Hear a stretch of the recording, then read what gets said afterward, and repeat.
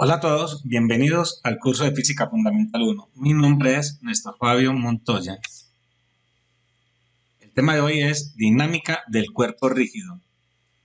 Un objeto rígido no es deformable, es decir, las ubicaciones relativas de todas las partículas de que está compuesto permanecen constantes. Todos los objetos reales son deformables, en cierta medida. No obstante, el modelo de un objeto rígido es útil en muchas situaciones en que la deformación es despreciable. Consideremos un cuerpo rígido como se muestra en la figura de la derecha, que puede girar libremente en torno a un eje que pasa por el punto O. Consideremos una partícula del cuerpo de masa m. Cuando el cuerpo gira sobre su eje, que pasa por el punto O, la partícula describe una trayectoria circular de radio r.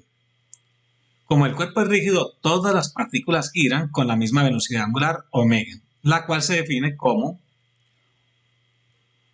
velocidad angular igual al ángulo girado en radianes dividido por el tiempo transcurrido, cuando el tiempo tiende a cero. La unidad de velocidad angular es el radián por segundo. A su vez, el ángulo delta teta que gira la partícula en el tiempo delta t se define como la longitud de arco delta s dividido por el radio comprendido. Es decir, el ángulo delta teta en radianes es igual a la longitud de arco delta s sobre el radio. La velocidad lineal o tangencial de la partícula es un vector perpendicular al radio r y su magnitud o rapidez se define como la longitud de arco delta s dividido por el tiempo transcurrido, cuando el tiempo delta t tiende a cero. Teniendo en cuenta las fórmulas anteriores, podemos escribir velocidad lineal igual a delta s sobre delta t, pero de la definición del ángulo, delta s es r por delta teta. Separando delta teta y el tiempo, y recordando que el ángulo sobre el tiempo es la velocidad angular, nos queda que la velocidad lineal es igual al radio por la velocidad angular. El hecho de que la velocidad angular omega sea la misma para todas las partículas no implica que sea constante en el tiempo. De hecho, la velocidad angular puede cambiar con el tiempo. Si en un tiempo delta t la velocidad angular cambia en la cantidad delta omega, se define la aceleración angular como alfa, que representa la velocidad angular, igual a la variación de la velocidad angular dividido por el tiempo transcurrido cuando el tiempo es muy pequeño. En un cuerpo rígido, todas las partículas experimentan la misma velocidad angular y la misma aceleración angular. La unidad de la aceleración angular es el radián por segundo al cuadrado. La aceleración tangencial se define como la variación de la rapidez tangencial por unidad de tiempo, es decir, aceleración tangencial igual a la variación de la velocidad delta v dividido por el tiempo transcurrido delta t, cuando el tiempo es muy pequeño.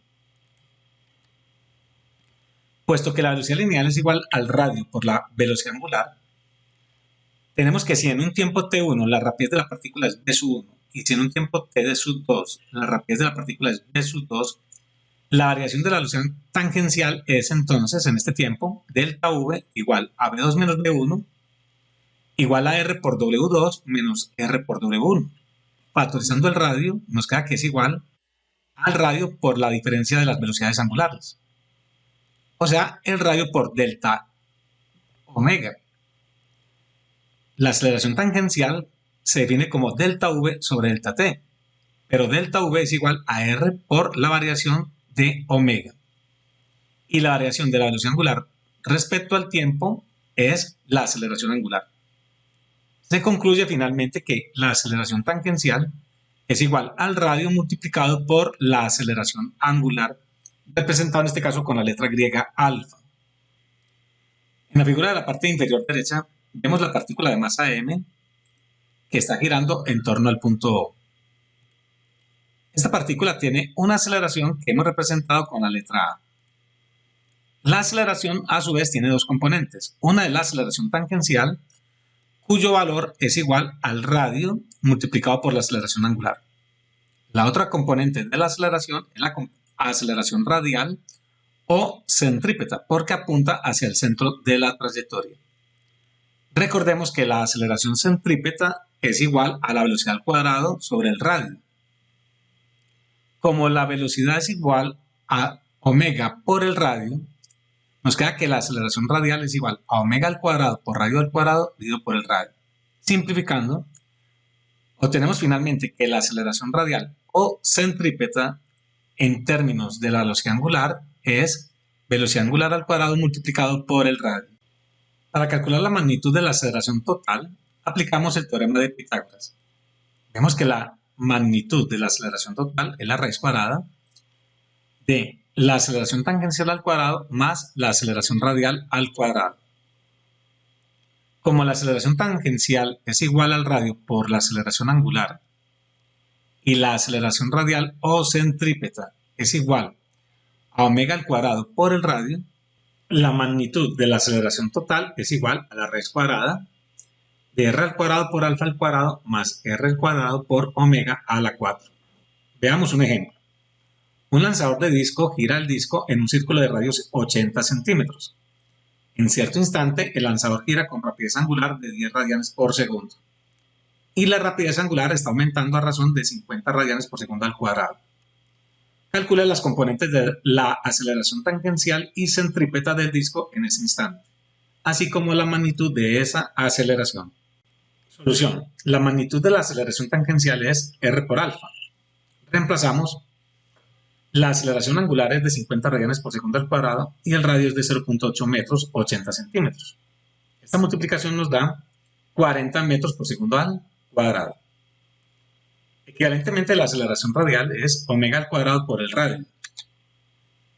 Reemplazamos la velocidad angular de 10 radianes por segundo, la elevamos al cuadrado y el radio de 80 centímetros lo convertimos a metros y nos da 0.8 metros. Esta multiplicación nos da 80 metros por segundo al cuadrado. La aceleración total es entonces raíz cuadrada de aceleración tangencial al cuadrado más aceleración radial al cuadrado. La aceleración tangencial nos dio 40 metros por segundo al cuadrado, la radial 80 metros por segundo al cuadrado. Realizando las operaciones obtenemos finalmente que la aceleración total es de 89,4 metros por segundo al cuadrado. Este resultado es aproximadamente unas 9 veces el valor de la gravedad. Segunda ley de Newton para la rotación de un cuerpo rígido. La segunda ley de Newton aplicada a la dirección tangencial y aplicada a una partícula de masa m sub i se define como la masa por la aceleración tangencial. El subíndice i que utilizaremos de ahora en adelante lo emplearemos para distinguir las diferentes partículas que componen el cuerpo. Sobre la partícula de masa m sub i actúa la fuerza total F sub i. Esta fuerza se descompone en dos componentes rectangulares. Una de ellas es la fuerza radial, que la representamos como F sub RI. La otra componente es la fuerza tangencial y la llamaremos FTI. Cuando la partícula en un determinado tiempo gira un ángulo delta teta, entonces recorre una longitud de arco que la vamos a llamar delta SI. Todas las partículas del cuerpo van a girar con la misma velocidad angular omega. El torque debido a la fuerza que actúa sobre cada partícula y décima respecto a un eje que pasa por el punto O se define como el producto de la distancia de la partícula al punto O multiplicado por la fuerza tangencial. Como la fuerza tangencial es igual a la masa de la partícula por el radio por la aceleración angular y hay que multiplicar por la distancia de nuevo para calcular el torque, nos queda que el torque respecto al punto O debido a la partícula i décima es igual a la masa de la partícula por la distancia al cuadrado por la aceleración angular. Sumando todos los torques respecto al punto O obtenemos el torque resultante. Este torque entonces es la sumatoria sobre todas las partículas de m sub i por r sub i al cuadrado por la aceleración angular. En realidad, en lugar de la sumatoria, deberíamos utilizar una integral para calcular el torque resultante debido a las fuerzas que actúan sobre todas las partículas del cuerpo rígido. Sin embargo, no se pierde generalidad haciendo la sumatoria tal como lo hemos expresado. Como la aceleración angular es igual para todas las partículas, podemos extraer alfa de la sumatoria. Y nos queda que el torque total respecto al punto O es igual a la sumatoria sobre todas las partículas de la masa de cada partícula por su distancia al cuadrado al origen, y eso multiplicado por la aceleración angular. La cantidad entre paréntesis se llama momento de inercia respecto al punto O. El momento de inercia usualmente se representa con la letra I mayúscula o con la letra J mayúscula.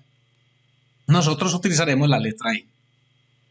El momento de inercia total respecto al punto fijo O es igual a la sumatoria sobre todas las partículas de la masa de cada partícula por su distancia al origen al cuadrado. En función del momento de inercia, obtenemos la segunda ley de Newton para la rotación de un cuerpo rígido. El torque total es igual al momento de inercia multiplicado por la aceleración angular. Así como la segunda ley de Newton dice que la fuerza total que actúa sobre una partícula es igual a la masa de la partícula multiplicada por su aceleración, la ecuación anterior nos dice que el torque total que actúa sobre un cuerpo rígido es igual al momento de inercia del cuerpo alrededor del eje de rotación multiplicado por su aceleración angular. Energía cinética de rotación del cuerpo rígido.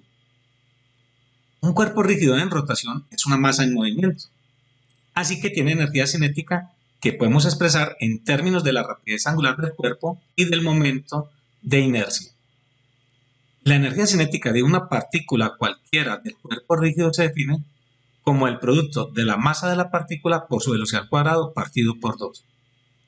Puesto que la velocidad de cada partícula es igual al radio o distancia de la partícula al origen por la velocidad angular, nos queda que la energía cinética de cada partícula es igual a la masa de la partícula por el radio al cuadrado por la velocidad angular al cuadrado partido por 2. La energía cinética total del cuerpo es la suma de las energías cinéticas de todas sus partículas. Por tanto, la energía cinética total es igual a un medio de la sumatoria sobre todas las partículas de la masa por el radio al cuadrado por la velocidad angular al cuadrado. Como la velocidad angular es igual para todas las partículas, se puede extraer de la suma. Y nos queda que la energía cinética total es un medio de la sumatoria de m por r al cuadrado, todo multiplicado por omega al cuadrado. La cantidad entre paréntesis la hemos definido como el momento de inercia. Por consiguiente, la energía cinética es un medio del momento de inercia respecto al punto O por la velocidad angular al cuadrado. Cuanto mayor sea el momento de inercia, mayor será la energía cinética del cuerpo rígido que gira con una rapidez angular omega. La energía cinética de un cuerpo es igual al trabajo efectuado para acelerar ese cuerpo desde el reposo. De esta manera, cuanto mayor sea el momento de inercia de un cuerpo, más difícil será ponerlo a girar si está en reposo, y más difícil será detenerlo si ya está girando. Por esta razón, el momento de inercia también se denomina inercia rotacional. Rotación y traslación combinadas. Se puede demostrar que el movimiento de un cuerpo rígido siempre puede dividirse en movimientos independientes de traslación del centro de masa y de rotación alrededor del centro de masa. De esta manera, la energía cinética total es igual a la energía cinética de traslación del centro de masa, un medio de la masa por la velocidad del centro de masa al cuadrado, más la energía cinética de rotación, que es un medio del momento de inercia por la velocidad angular al cuadrado. Rodamiento sin deslizamiento. Un caso muy importante de traslación y rotación combinadas es el de rodar sin deslizar, como el movimiento de la rueda que se muestra en la figura inferior derecha. Cuando la rueda gira sin deslizar sobre una superficie horizontal, la distancia que recorre el centro de masa AB, que le hemos representado con la letra X, es igual a la longitud del arco formado por el ángulo θ. En la siguiente simulación hecha en GeoGebra, comprobaremos que la distancia X recorrida por el centro de masa es igual a la longitud de arco girado por el punto A cuando pasa desde la posición B hasta la posición C, girando un ángulo θ. Consideremos una rueda de 3 centímetros que gira con una velocidad angular de 0.1 radianes por segundo. Cuando ejecutamos la animación, vemos que en un determinado tiempo la rueda se ha desplazado a una distancia de 7.5 centímetros y ha girado un ángulo θ de 143.24 grados, equivalente a 2.5 radianes. La longitud de arco también es de 7.5 centímetros. Comprobamos que la longitud de arco es igual en magnitud a la distancia que recorre el centro de masa. La velocidad del centro de masa se define como delta x sobre delta t, siendo delta x la variación de la distancia x. Como x es igual a r por teta, delta x es igual a r por delta teta. Velocidad del centro de masa es igual a r por la variación del ángulo dividido por el tiempo transcurrido cuando este es muy pequeño. Como la variación del ángulo respecto al tiempo es la velocidad angular, vemos que la velocidad del centro de masa es igual al radio de la rueda por la velocidad angular. Equivalentemente, la aceleración del centro de masa se define como la variación de la velocidad del centro de masa respecto al tiempo. Como la velocidad del centro de masa es igual al radio por la velocidad angular, su variación es igual al radio por delta omega. Pero la variación de la velocidad angular respecto al tiempo es la aceleración angular. De esta manera, la aceleración del centro de masa es igual al radio de la rueda por la aceleración angular. Consideremos el siguiente ejemplo. Una rueda de bolo sólida rueda sin deslizar por una rampa de retorno junto a la mesa. La rampa forma un ángulo θ con la horizontal. ¿Qué aceleración tiene la bola? Consideremos la esfera como si fuera uniforme. Solución. Hagamos un diagrama de cuerpo libre. Sobre la esfera actúa el peso, que se define como el producto de la masa por la gravedad. Este peso se puede descomponer en dos componentes. Una componente paralela al plano, igual a la masa por la gravedad por el seno del ángulo θ. Y la otra componente perpendicular al plano, igual a la masa por la gravedad por el coseno del ángulo θ. La otra fuerza que actúa sobre la esfera es la normal. La normal es igual en magnitud a la componente del peso perpendicular a la superficie. Es decir, la normal es igual a la masa por la gravedad por el coseno del ángulo θ. Finalmente, tenemos también la fuerza de rozamiento que actúa sobre la superficie de contacto entre la esfera y el plano inclinado. Las ecuaciones de movimiento para la traslación y la rotación alrededor del eje que pasa por el centro de masa de la esfera son respectivamente sumatoria de fuerzas en x, siendo x la dirección del plano inclinado, igual a mg por seno de θ, menos la fuerza de rozamiento. Y esto debe ser igual a la masa del cuerpo por la aceleración del centro de masa. La otra ecuación se obtiene a partir de la segunda ley de Newton para la rotación de un cuerpo rígido. La sumatoria de torques es igual a la fuerza de rozamiento por el radio. Esto se debe a que la normal y el peso no realizan torque, ya que pasan por el punto O. El torque de la fuerza de rozamiento es igual al producto de dicha fuerza por el brazo de palanca, que en este caso es igual al radio de la esfera. Por la segunda ley de Newton de rotación debe ser igual al momento de inercia respecto al centro de masa por la aceleración angular. De aquí podemos despejar la fuerza de rozamiento y nos queda que la fuerza de rozamiento es igual al momento de inercia respecto al centro de masa por la aceleración angular dividido por el radio. Entonces, solamente la fuerza de rozamiento produce torque respecto al eje que pasa por el centro de masa. Además, la aceleración del centro de masa o aceleración tangencial y la aceleración angular están relacionadas por la fórmula aceleración del centro de masa igual al radio por la aceleración angular. De aquí despejamos la aceleración angular y nos queda que es igual a la división entre la aceleración del centro de masa y el radio. El momento de inercia de una esfera sólida respecto a su centro de masa se define por medio de la siguiente expresión. ICM es igual a 2/5 de la masa por el radio al cuadrado. Reemplazando este resultado en la ecuación 2, nos queda que la fuerza de rozamiento es igual al momento de inercia, que es 2/5 de la masa por el radio al cuadrado, por la aceleración angular, que es la aceleración del centro de masa dividido por el radio, y luego dividido por R. En este caso, las R's se eliminan y nos queda que la fuerza de rozamiento es 2/5 de la masa por la aceleración del centro de masa. Hay que tener cuidado con esta expresión. La fuerza de rozamiento aquí descrita no es la fuerza de rozamiento por deslizamiento que hemos visto anteriormente. Esta fuerza de rozamiento se llama fricción por rodamiento. Esta fuerza de rozamiento la reemplazaremos en la expresión 1, que es la segunda ley de Newton. masa por gravedad por seno de teta más menos la fuerza de rozamiento que la tomamos negativa porque va en la dirección contraria del eje X que hemos definido hacia abajo como positivo, igual a la masa por la aceleración del centro de masa. Para agrupar términos semejantes, la fuerza de rozamiento que está negativa la pasamos para la derecha positiva. Al pasarlo, nos queda en el lado derecho que la masa por la aceleración más 2/5 de la masa por la aceleración nos da 7/5 de masa por aceleración. Podemos cancelar la masa que aparece en ambos lados de la ecuación y despejamos A. La aceleración del centro de masa es 5/7 de la gravedad por el seno del ángulo θ. La fuerza de rozamiento es entonces 2/5 de masa por la aceleración.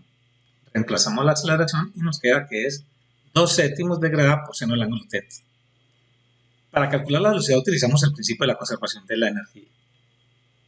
Si en un instante inicial t igual a 0, la esfera está en reposo y a una altura h mayúscula respecto a una línea de referencia, o sea el suelo, solamente tendrá energía potencial gravitatoria.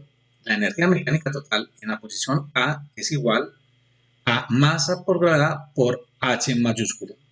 Cuando la esfera ha descendido hasta una altura h minúscula, tendrá energía cinética y potencial gravitatoria. La energía mecánica total en la posición B es igual a la energía cinética que es de traslación y de rotación, más la energía potencial gravitatoria. La energía cinética de traslación es un medio de la masa por la velocidad de centro de masa al cuadrado. La energía de rotación es un medio del momento de inercia respecto al centro de masa por la velocidad angular al cuadrado. Y la energía gravitatoria es la masa por la gravedad por la altura. Puesto que la velocidad del centro de masa es el radio por la velocidad angular, despejamos la velocidad angular. Y nos queda velocidad del centro de masa sobre el radio. Reemplazamos la velocidad angular y el momento de inercia en la fórmula de la energía mecánica total en el punto B. La energía en B es un medio de la masa por velocidad al cuadrado más un medio del momento de inercia, que es 2/5 de mr al cuadrado, por la velocidad angular al cuadrado, que es velocidad sobre el radio al cuadrado, más la energía gravitatoria mg por h minúscula. Simplificando, la energía en B es 7/10 de la masa por velocidad al cuadrado del centro de masa, más la masa por la gravedad por la altura.